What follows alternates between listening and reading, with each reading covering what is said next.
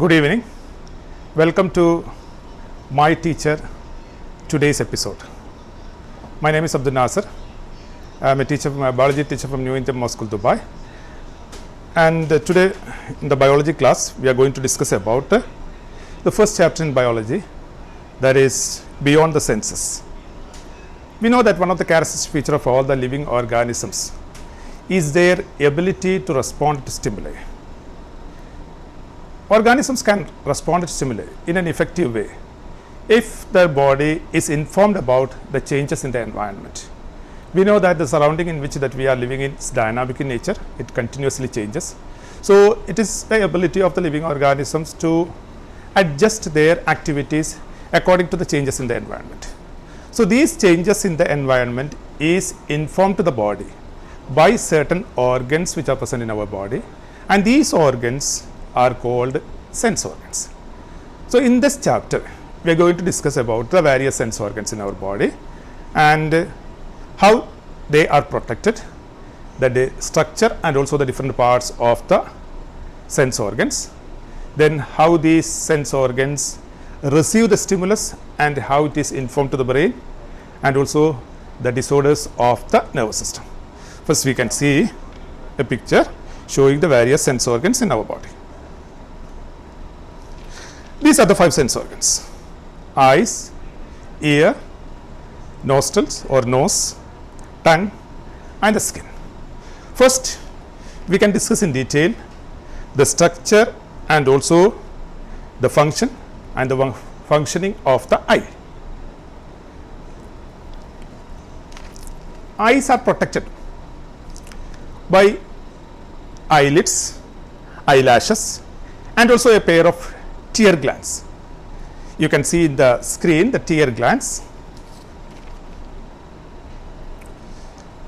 The tear glands produce tear that helps to wash out the dust particles and also to kill the germs which may enter into the eye. Apart from the tear glands, the eyes are protected by eyelids and also eyelashes. Then you can see in the screen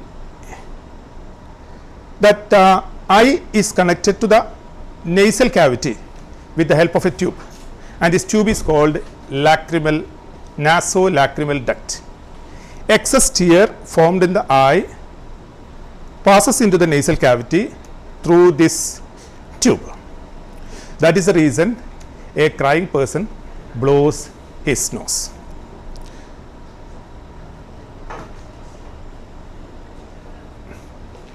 Here is a picture of the eye.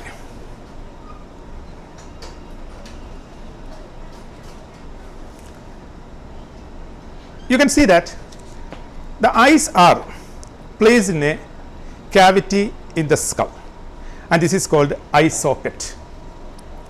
In the eye socket, eyes are held in position with the help of 6 muscles that you can see in the screen.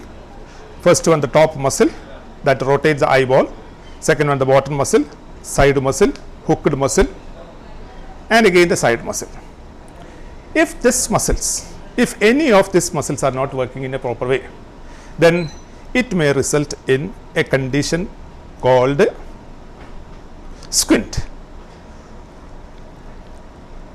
Now we can see that the eyes are protected by eyelid. Eyelid is skin covered tissue, spread fluid over the eyeball to prevent drying. Then eyelashes and also the eyelids.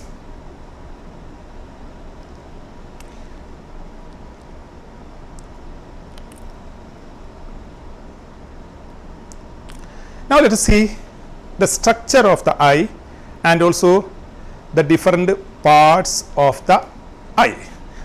Also we can discuss the various parts and also its functions.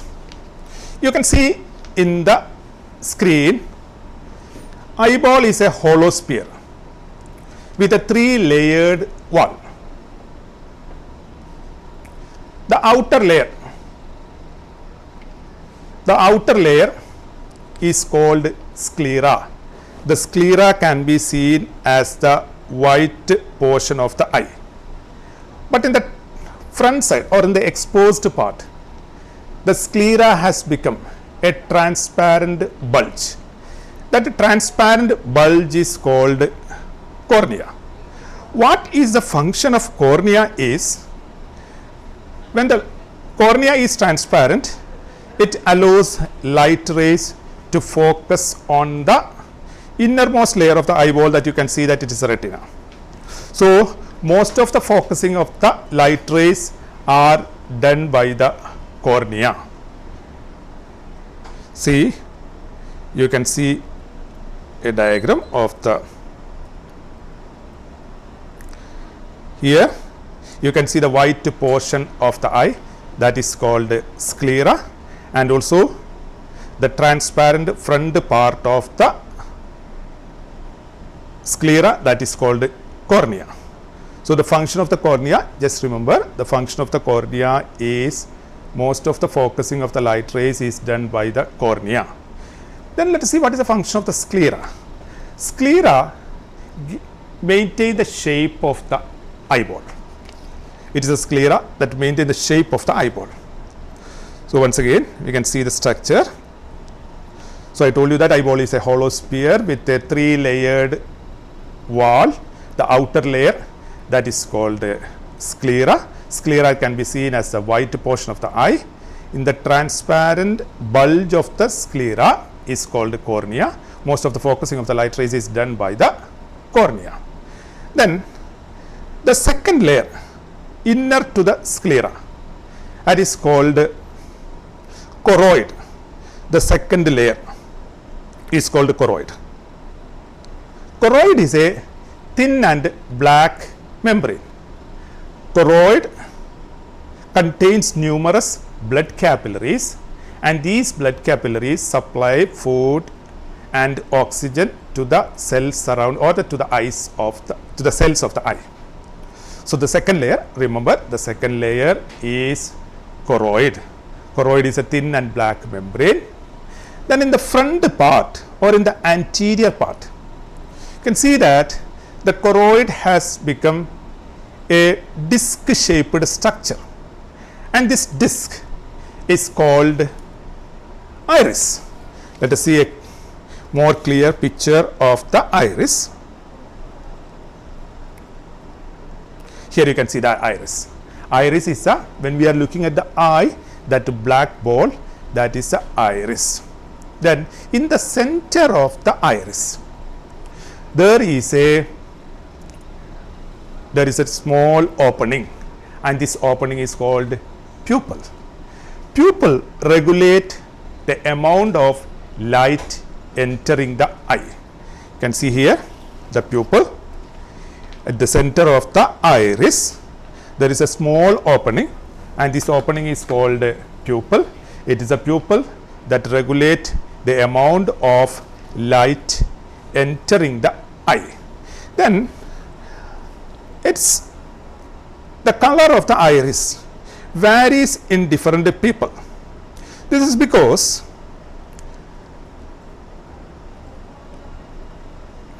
the pupil contains a pigment. The pigment is called melanin pigment. The amount of melanin pigment present in the iris vary in different people, so that the color of the eyeball also varies. Here you can see in the screen, blue, then brown, dark. These color of the iris depend on the amount of a pigment present in the eye, and this pigment is called melanin pigment. The amount of this pigment present is not same in all the people. So depending on the amount of the pigment present, the color of the iris also varies. So I already told you, iris is a dark colored ball in the exposed part of the eye, and in the center of the iris there is a small opening called the pupil. Pupil regulate the amount of light entering the eye, that you can see clearly there. Then when we are moving or when we are walking in the bright light. There are two types of muscles around the pupil. One is called radial muscle and the other is called circular muscles. When these muscles contract and relax, the size of the pupil increases and decreases. So, depending on the amount of the light entering, or in order to control the amount of light entering into the eye, the size of the pupil increases and decreases. This is regulated by two types of muscles around the pupil, and these two types of muscles are called radial muscles and circular muscles. Now, let us see the next part of the eye.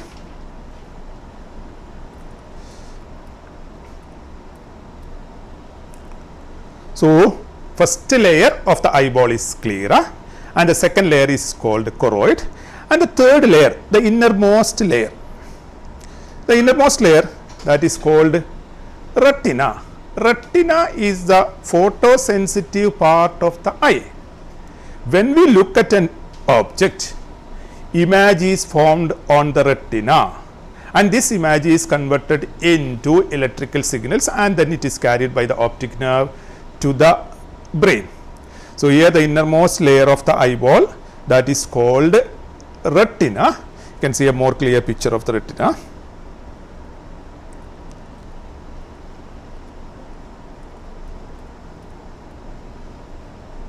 Here, an enlarged view of the retina, you can see innermost layer of the eyeball, that is called retina.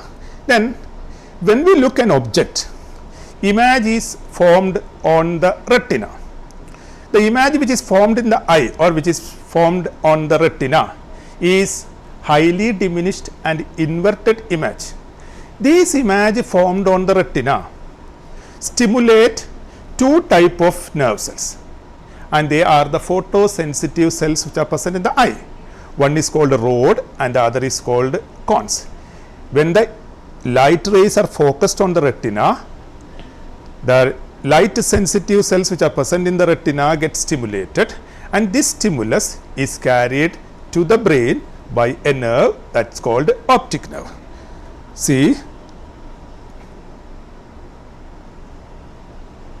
so here you can see that when we look at an object, the image, the light rays from the object enter into the eye through the cornea. Most of the focusing is done by the cornea. Then through the lens focus the light rays on the retina.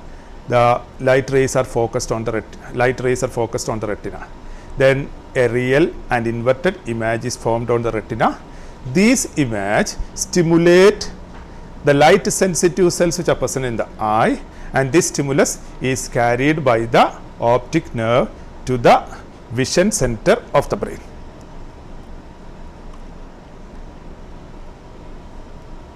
Here you can see in the screen what happens in the normal light, bright light and dim light. What you can see that ball like structure, that is the iris.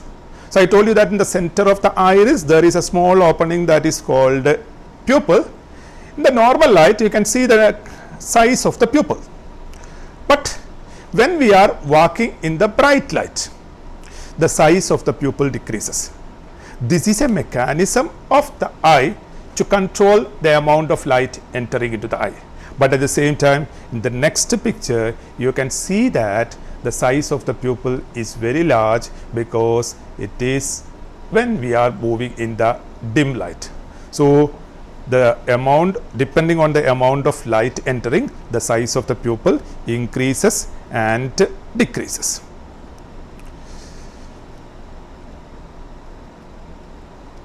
Here, another point to remember here is this: our eyes it is possible for our eyes to adjust the focal length depending on the distance of the object. See on the screen, here you can see that when we are looking an object, the light rays from the object falls on the cornea first, then cornea focus the light rays, then the light rays are fine adjustment of the light rays are done by the lens, so that an image is formed on the retina. Then suppose if we are looking a distant object, when we are looking at distant object, then we can see that the light rays from the distant object when falls in the eye, the lens is held in position with the help of a tissue called ligaments. These ligaments are connected with the involuntary muscles called ciliary muscles. Ciliary muscles. When we look at a distant object, the ciliary muscles relax. When the ciliary muscles relax, the convexity of the lens increases. When the convexity or the lens become thin, the convexity of the lens increases so that the light rays are focused on the retina. But at the same time, we can see that when we look a near object, the ciliary muscles contract. When the ciliary muscles contract, lens become thicker. When the lens become thicker, the convexity of the lens decreases so that once again the image is formed on the retina. So this is how the eye adjusts the focal length depending on the distance of the object.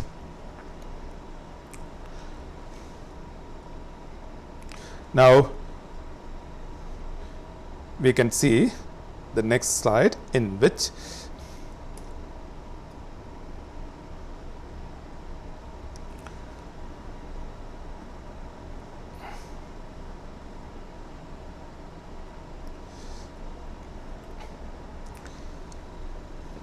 these are the two disorders of the eye. Here you can see that in the case of a normal eye, when we look at object, the image is formed on the retina.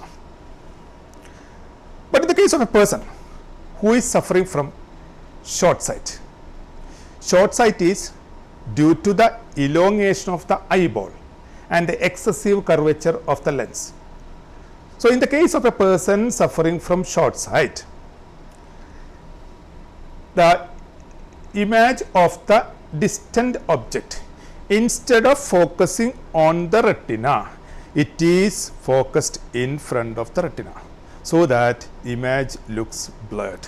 This condition is called short sight or myopia. This is one of the disorder of the eye, and it can be corrected by using a concave lens. So the point to remember, once again I repeat, in the case of a person suffering from myopia, the light rays from the distant objects, instead of focusing on the retina, it is focused in front of the retina because it is due to the elongation of the eyeball, so that they find it difficult to see the distant objects clearly.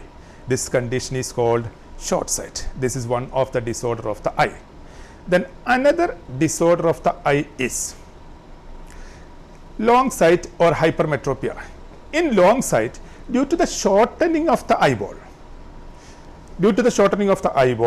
the light rays from the near object,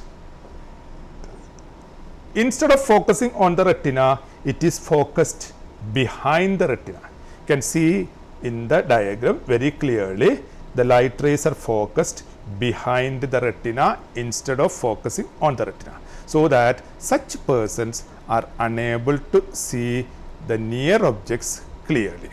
This condition or this defect is called long-sightedness or hypermetropia, and it can be corrected by using a convex lens. Now another disorder of the eye, this is called cataract. So in cataract, it is due to old age, due to the deposition of certain substances on the lens. The lens become opaque or cloudy, so such persons cannot see the objects clearly. The treatment for cataract is the removal of the cloudy lens and use of the spectacles of suitable power. So this is a condition in which cataract is a condition in which due to the deposition of, it is due to old age, due to the deposition of certain substances on the lens, the transparent lens become opaque, so that the light rays from the object is not focused on the retina, so that we are not unable to see the object. This condition is called a cataract. The treatment for cataract is the removal of the opaque lens and the use of the spectacles of the suitable power. Then another defect or another disorder of the eye, that is glaucoma. Before that, I will show you another diagram.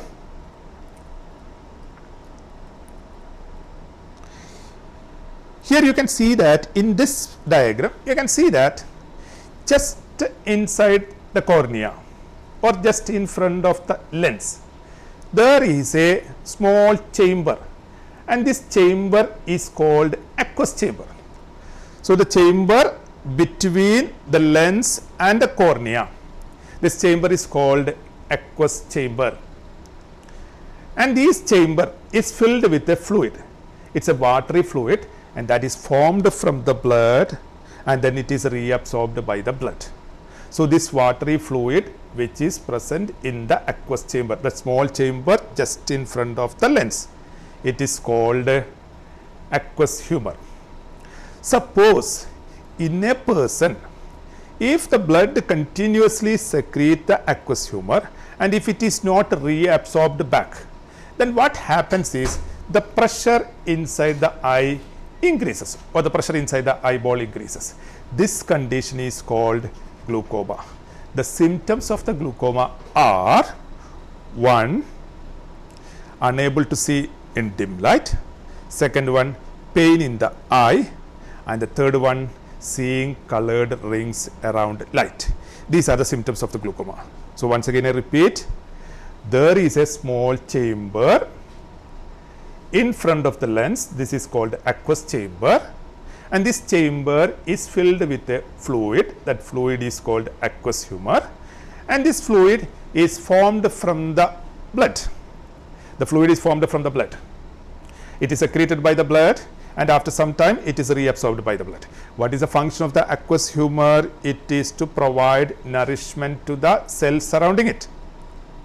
But if in a person, if the blood continuously secrete the aqueous humor and if it is not reabsorbed, quite naturally the amount of the aqueous humor increases. That increases the pressure within the eye. That leads to a disorder of the eye that is called glaucoma. Glaucoma can be corrected by a laser treatment. Then one more point to explain to you at this point is, just behind the lens, you can see a large chamber, and this chamber, the large chamber just behind the lens, it is called vitreous chamber, and this vitreous chamber is also filled with a fluid, and this fluid is called vitreous humor. What is the difference between aqueous humor and the vitreous humor is, aqueous humor is a clear watery fluid, but vitreous humor, it is a jelly like fluid. What is the shape of, what is the function of the vitreous humor? It is to maintain the firmness of the eyeball or the shape of the eyeball. Then let us see what are the light sensitive cells which are present in the eye. So I told you that when we look at an object, image is formed on the retina. Retina contains two type of light sensitive cells. Here you can see a more clear picture of the light sensitive cells in the eye. They are called cone cells and rod cells. Let us see what is the function of the cone and also the rod cells. Cone cells help us to see in bright light and also the color vision. The cone cells contain a pigment called iodopsin, and in the cone cells there are different types of iodopsin which are able to, or which help us to differentiate the different colors. That means there are iodopsin for the primary colors like blue, green and red. That means there are three types of. Suppose by birth, if a person is lacking any one of these corn cells, which are meant for the primary colors, that person is unable to identify or to recognize that particular color. It is called color blindness. So, color blindness is due to a defective corn cells that develops in a person by birth. Then the next type of nerve cells, or the next type of photosensitive cells which are present in the eye, that is rod cells. The rod cells help us to see in dim light. In the same way as in the case of the corn cells contain a pigment called iodopsin, and the rod cells also contain a pigment called rhodopsin. So, this is an important point to remember. Corn cells contain a pigment called iodopsin, and the rod cells contain a pigment called rhodopsin. Rhodopsin is a pigment which is formed from two components that I will write on the blackboard here. Rhodopsin is a pigment.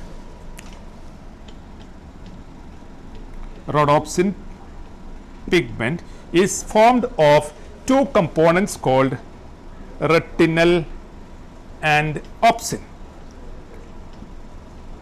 Opsin is a protein. Retinal is formed from vitamin A. In presence of the dim light, these retinal and opsin join together to form the rhodopsin.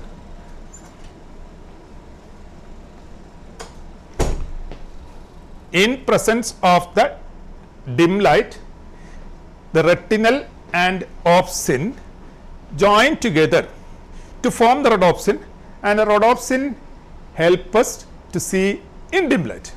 But what happens in bright light is rhodopsin split into retinal and opsin and it becomes inactive. So, that means rhodopsin help us to see only in dim light, not in bright light. Then a part of the rhodopsin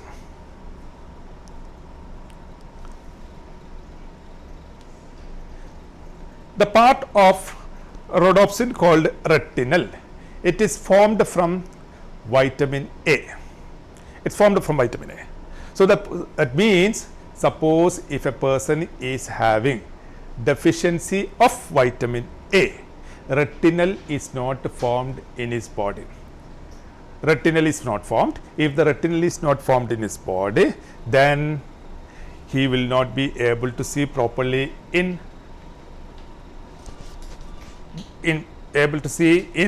bright light, able to see properly in dim light, and that is called night blindness. So, we will be continuing after the break.